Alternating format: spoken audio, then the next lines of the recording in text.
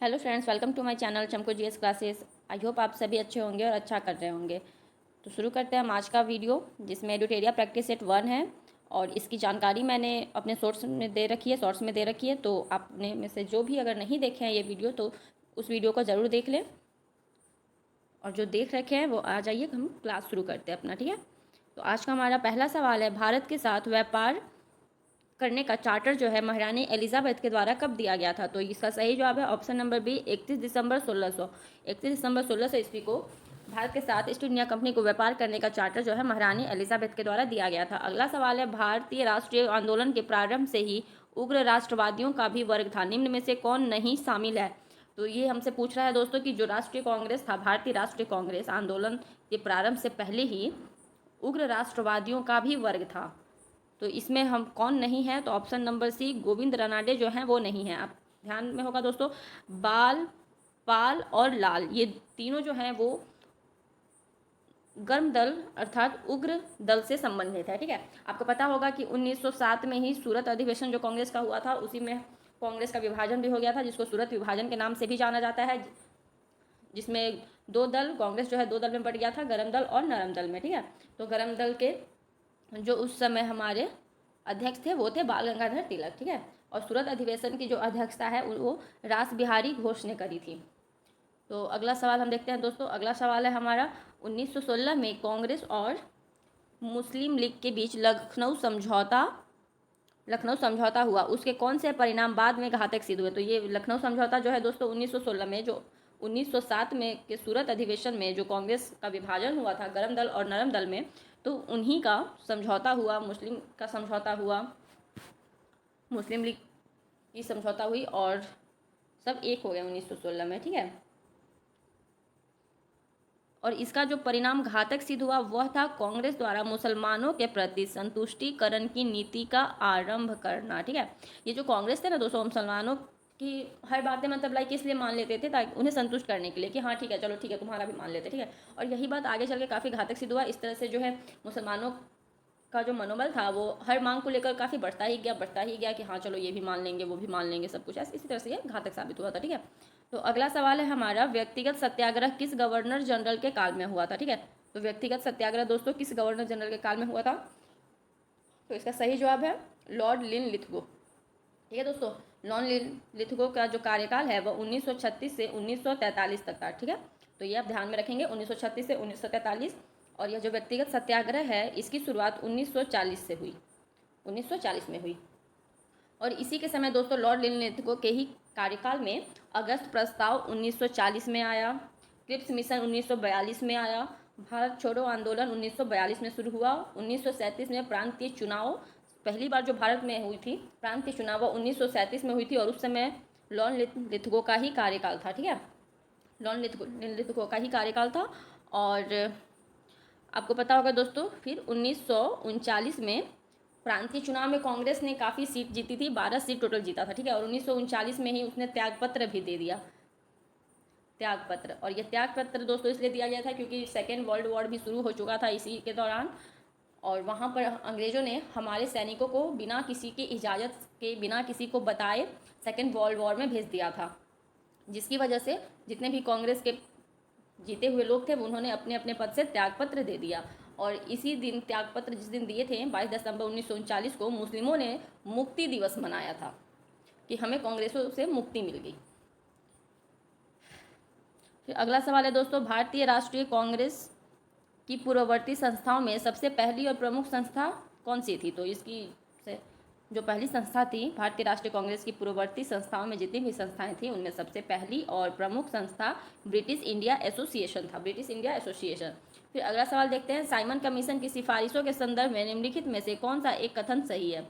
तो इसके लिए हमें सारे कथन देखने होंगे, आइए पढ़ते हैं। पहला कथन है, इसने प्रांतों में द्वैत शासन को उत्तरदायी सरकार द्वारा प्रतिस्थापित करने की संस्तुति की। तो यह गलत है। इसने गृह विभाग के अधीन अंतर प्रांतीय परिषद स्थापित करने का सुझाव दिया, यह भी गलत है। इसने केंद्र में द्विसदन विधायिका के उन्मूलन का सुझाव दिया, तो यह बिल्कुल सही है, और इसका सही जवाब है ऑप्शन नंबर सी।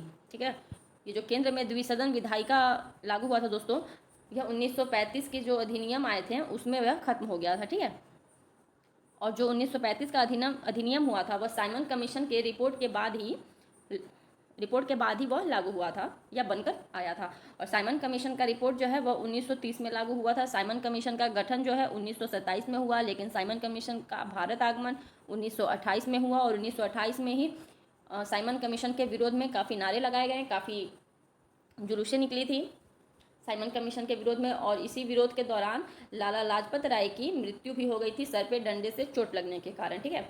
और वैसा कहा जाता है मतलब कि लाइक जो अंग्रेज सारडस था उन्होंने उसी ने लाला लाजपत राय को मारा था। तो और उस अंग्रेज को जो है वह भगत सिंह ने मार दिया बाद में, ठीक है, भगत सिंह ने। और उसी सारडस की हत्या के जुर्म में भगत सिंह को 23 मार्च 1931 को फांसी की सजा दे दी गई, जबकि भगत सिंह को पकड़ा गया था असेंबली में बम फेंकने के कारण से, ठीक है, लेकिन फांसी उन्हें दे दिया गया सारडस की हत्या के जुर्म में। फिर अगला सवाल है दोस्तों, Dadabhai Naoroji British House of Commons के लिए चुने जाने वाले पहले भारतीय थे, ठीक है। ब्रिटिश हाउस ऑफ कॉमन्स के लिए जो है दादा भाई नौरोजी पहले भारतीय थे। वह किस पार्टी के टिकट पर चुनाव जीते थे? तो वह जो है लिबरल पार्टी के टिकट पर चुनाव जीते थे, ठीक है। दादा भाई नौरोजी, जिन्हें grand old man of India भी कहा जाता है, वह लिबरल पार्टी के द्वारा जीते थे, ठीक है।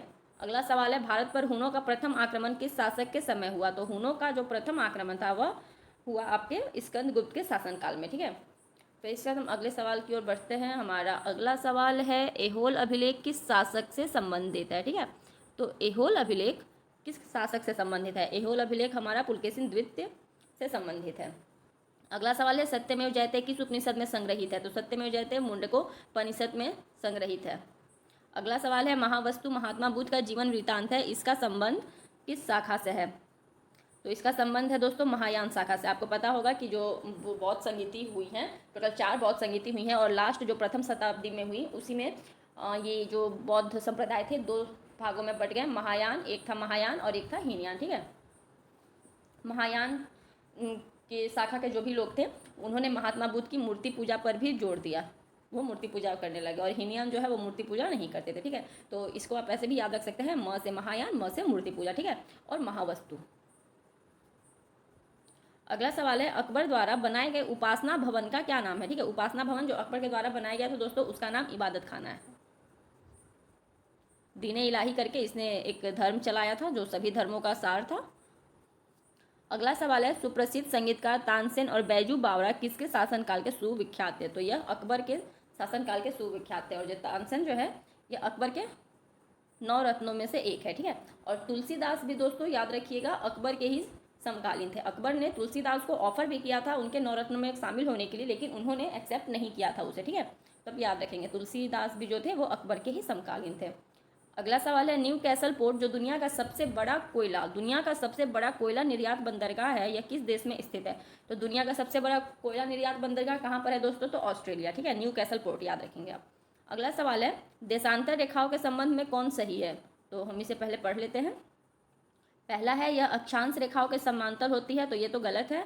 दूसरा है, इसकी संख्या 180 है, यह भी गलत है। देशांतर रेखा दूरी को प्रदर्शित करती है, यह भी गलत है। देशांतर के मध्य सर्वाधिक दूरी विषुवत रेखा पर होती है, तो यह बिल्कुल सही है, ऑप्शन नंबर डी। अगला सवाल है, उत्तर से शुरू कर दक्षिण की ओर नीचे दी गई पहाड़ियों का सही अनुक्रम कौन सा है? ठीक है, तो दोस्तों उत्तर से दक्षिण की ओर जो है पहाड़ियों का अनुक्रम हमें देखना है। ये नॉर्थ हो गया, ये साउथ हो गया, ठीक है, और ये ईस्ट और वेस्ट। तो इसमें हमें देखना है कि कौन सी पहाड़ी का सही अनुक्रम है, ठीक है। तो आप ये सब देख लेना बाद में, मैं इसका डायरेक्ट आपको आंसर दे देती हूँ। ऑप्शन नंबर सी जो कि है नल्ला मलाई पहाड़ी, फिर है जवादी पहाड़ियाँ, फिर नीलगिरी पहाड़ियाँ, फिर अन्ना लाई पहाड़ियाँ, ठीक है। अगला सवाल है, निम्नलिखित में से कौन सी नदी अपने मार्ग बदलने के लिए प्रख्यात है? तो अपने मार्ग बदलने के लिए प्रख्यात नदी है दोस्तों कोसी, जो जिसे बिहार का शोक भी कहा जाता है, ठीक है, बिहार का शोक, यह अपना मार्ग बदलने के लिए काफ़ी प्रख्यात है। अगला सवाल है, किस मृदा प्रारूप में लोहे की अतिरिक्त मात्रा होने के कारण वह अनुर्वरक हो जाती है, मतलब अनुपजाऊ हो जाती है, ठीक है। तो इसका सही जवाब है लेटराइट मिट्टी। अगला सवाल है, प्रकाश के संबंध में कौन सा कथन सत्य है? पहला है, यह एक विद्युत चुंबकीय तरंग है, यह सही है दोस्तों। यह एक कण प्रकृति है, यह भी सही है। यह ऊर्जा का एक रूप है, यह भी सही है। अतः ऑप्शन नंबर डी उपरोक्त सभी सही जवाब होता है। अगला सवाल है, बायोगैस संयंत्र में निम्नलिखित में से कौन सी प्रक्रिया होती है? तो ऑप्शन नंबर 1 किण्वन। बायोगैस जो संयंत्र है दोस्तों उसमें किण्वन की प्रक्रिया होती है।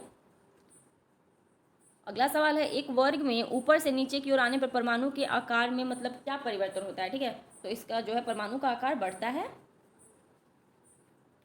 अगला सवाल है, वायुमंडल में प्रकाश की विसरण का कारण क्या है। वायुमंडल में प्रकाश की विसरण का कारण है दोस्तों धूलकण, ठीक है, धूलकण। अगला सवाल है, किसी भी यौगिकों का ऑक्सीकरण संख्या क्या होता है, तो ऑक्सीकरण संख्या 0 होता है किसी भी यौगिकों का, यह आप याद रखेंगे। फिर अगला सवाल है हमारा, सर्प विस्रोधी सुई किस तत्व का एक यौगिक है, तो सर्प विस्रोधी सुई जो है वह स्वर्ण यौगिक का एक जो है स्वर्ण यौगिक तत्व का एक यौगिक है, ठीक है। अगला सवाल है, दाब का विमीय सूत्र क्या है। दाब का विमीय सूत्र है दोस्तों option number B, ml-1 T-2 power, तो इसको ऐसे लिखा जाता है दोस्तों,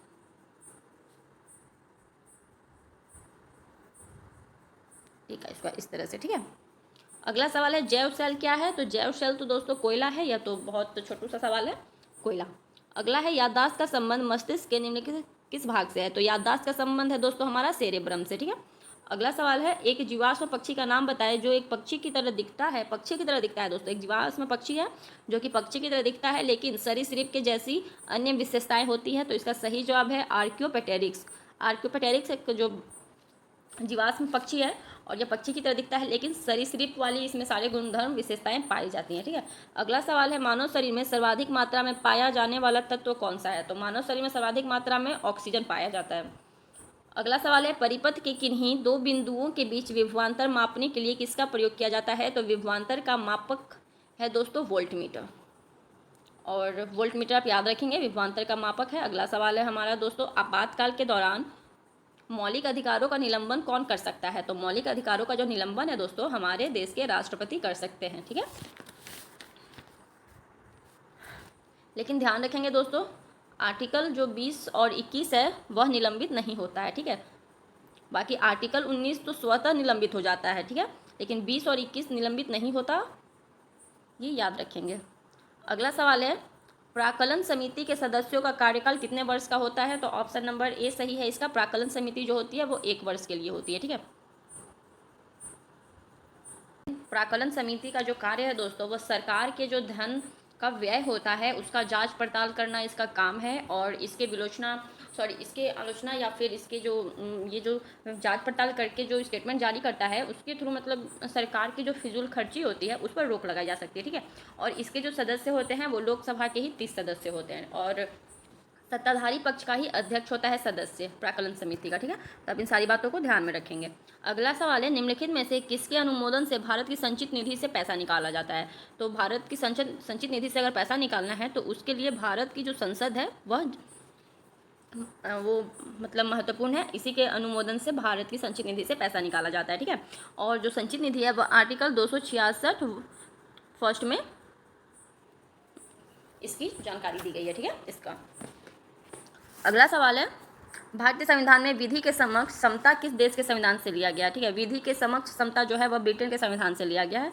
और अगला सवाल है हमारा, संविधान संशोधन प्रक्रिया संविधान के किस भाग में उल्लेख है, तो यह भाग 20 में उल्लेख है। आर्टिकल 368 जो है वह संविधान संशोधन से संबंधित है। अगला है, सूची 1 और सूची 2 का सही मिलान करें, ठीक है। तो आप ध्यान से देखना दोस्तों, भाषाओं का जो उल्लेख है वह 8वीं अनुसूची में है। टोटल 22 राज्य भाषाएं हैं। दल बदल निरोध अधिनियम जो है वह 10वीं सूची में है, ठीक है, वह 10वीं अनुसूची में है। फिर 73वां संविधान संशोधन अधिनियम जो है वह 11वीं सूची में है, और इसमें मतलब ये क्या कहते हैं, हाँ, पंचायत के बारे में है। 73वां संविधान संशोधन जो है वह पंचायत के बारे में, ओके। और यह 1991 में हुआ था। अगला है, भूमि सुधार एवं अधिग्रहण संबंधित अधिनियम, तो इसका सही जवाब है ऑप्शन नंबर 3, 9वीं सूची में है, ठीक है।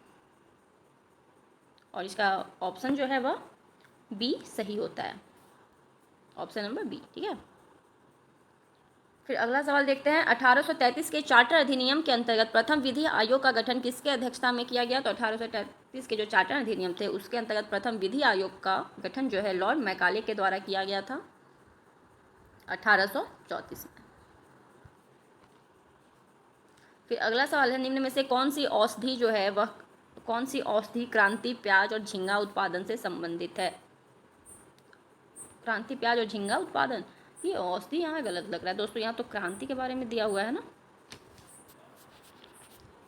तो इसका सही जवाब है ऑप्शन नंबर सी, गुलाबी क्रांति जो है वह प्याज और झींगा के उत्पादन से संबंधित है। ठीक है, फिर अगला सवाल है, किन दो संस्थानों को ब्रेटन वुड्स जुड़वा का नाम दिया गया है। तो आइए देखते हैं, ब्रेटन वुड्स जुड़वा का नाम जो है वह आपका IMF और विश्व बैंक को दिया गया है। IMF और विश्व बैंक जो है वह ब्रेटन वुड्स जुड़वा के नाम से भी जानी जाती हैं।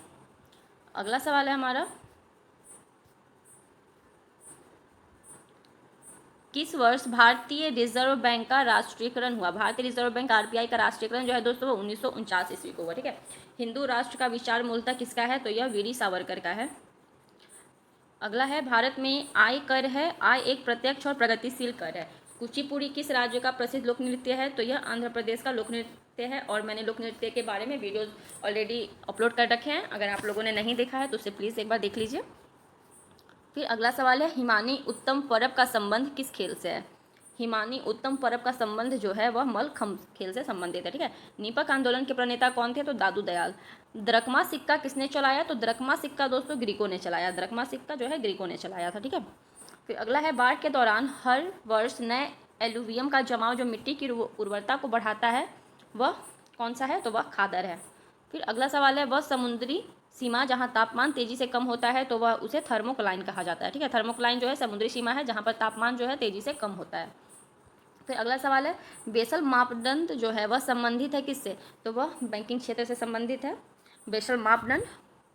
और अगला और आज का अंतिम सवाल है, इंग्लिश में पहली बार औद्योगिक क्रांति शब्द का प्रयोग किसने किया। तो औद्योगिक क्रांति शब्द का सबसे पहले जो प्रयोग है अर्नाल्ड टायम्बो ने किया था। अर्नाल्ड टायम्बी जो है उन्होंने किया था। ठीक है, अर्नाल्ड टायम्बी। तो आज का हमारा सेशन यहीं पर समाप्त होता है दोस्तों। आई होप आप सबको ये वीडियो अच्छी लगी होगी और काफ़ी यूजफुल भी लगा होगा। अगर आपको ये अच्छा लगा तो प्लीज़ लाइक करिए, मेरे चैनल को सब्सक्राइब करें और इस वीडियो को ना अपने दोस्तों के साथ भी शेयर करिए। ठीक है, और इसके PDF के लिए आप मेरे टेलीग्राम चैनल को ज़रूर ज्वाइन करें, वहाँ पर आपको इसका PDF मिल जाएगा और लिंक मैंने मेरे चैनल पर लिंक है दिया हुआ, आप उस लिंक के थ्रू मेरे चैनल